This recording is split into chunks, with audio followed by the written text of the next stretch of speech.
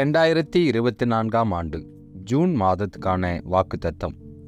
கர்த்தர் நம்மை நினைவில் வைத்திருக்கிறார். மக்களால் மறக்கட்டப்பட்டு விட்டேன் என்று நீங்கள் எப்போதாவது நினைத்ததுண்டா? கடந்த காலங்களில் மக்கள் உங்களிடத்து வந்து பேசினார்கள். உங்கள் உள்ளம் மகிழ்ந்திருந்தது. அது நீங்கள் முக்கியமானவர்கள் என்று உணர வைத்தது. ஆனால் நாட்கள் செல்ல செல்ல நாம் இனி தேவையில்லை என்று உணர ஆரம்பித்திருப்போம். அவர்கள் உங்களை மறந்துவிட்டார்கள் என்று எண்ண தோன்றும். இதற்கும் காரணங்கள் இருக்கலாம்.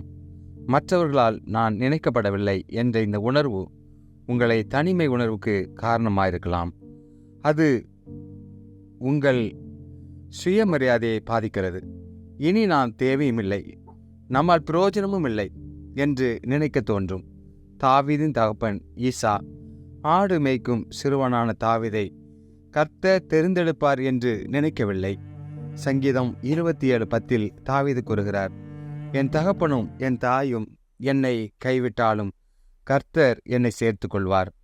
கர்த்தர் உங்களையும் அவர் உங்களுக்கு கொடுத்திருக்கிற வாக்குத்தத்தங்களையும் எப்போதும் நினைத்து கொண்டே தான் இருக்கிறார்.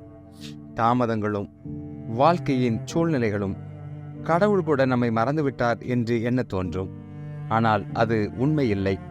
கர்த்தர் நினைவு கூர்ந்தார், கர்த்தர் நினைவு கூர்ந்து கொண்டிருக்கிறார் என்று திரும்ப திரும்ப வேதத்தில் வாசிக்கின்றோம். நோவாவும் அவன் குடும்பத்தாரும் மிருக ஜீவன்களும் பேழையில் நுழைந்த பின் கர்த்தர் பேழையின் கதவை அடைத்தார். ஆதியாகமம் 16 வாசிக்கின்றோம். ஆதியாகமம் 8:1 பின்பு கர்த்தர் நோவாவை நினைவு கூர்ந்தார் என்று வாசிக்கின்றோம். நோவா பேழைக்குள் 1 வருஷத்துக்கு மேலாக இருந்தார். பின்பு கர்த்தர் நோவாவை நினைவு கூர்ந்தார் என்று வாசிக்கின்றோம். இது கர்த்தர் அவரை மறந்துவிட்டார் என்று அர்த்தமில்லை.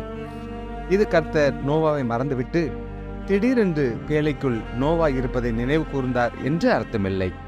மாறாக இது கர்த்தர் நோவாவை மனதில் எப்போதும் வைத்திருந்து அவரை வெளியே கொண்டு வருவதற்கான ஏற்ற வேளையை காத்திருந்தார் என்று அர்த்தம்.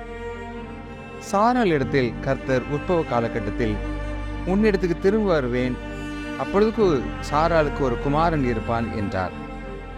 கர்த்தர் தாம் சொல்லியிருந்தபடி சாராள் பேரில் கடாட்சமானார்.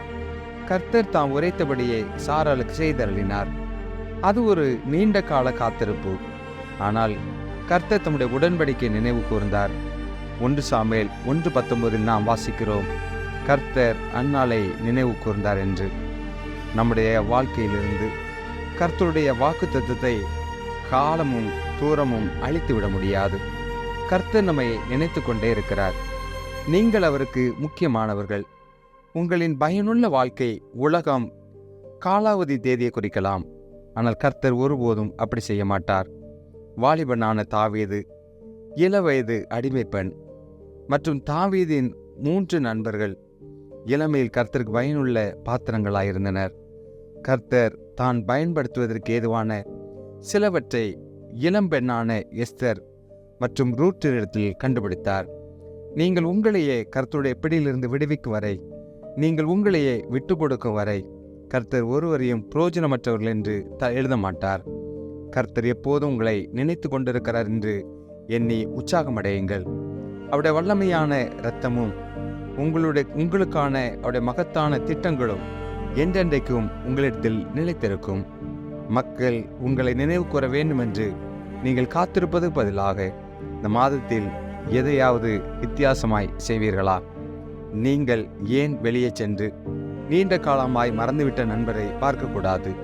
அவரது முகத்தில் சிரிப்பை வரவழையுங்கள். உங்கள் முகத்தில் பிரகாசத்தை நீங்கள் காண்பீர்கள். இப்போது மீண்டும் ஒருமுறை சொல்கிறேன், அவர்கள் முகத்தில் சிரிப்பை வரவழையுங்கள். உங்கள் முகத்தில் பிரகாசத்தை நீங்கள் காண்பீர்கள். கர்த்தர் நம்மை நினைவு கூர்ந்து கொண்டேதான் இருக்கிறார். இந்த மாதத்தில் ஊக்கமடையுங்கள். இந்த மாதம் ஆசீர்வாதமாய் அமைவதாக. ஆமென்.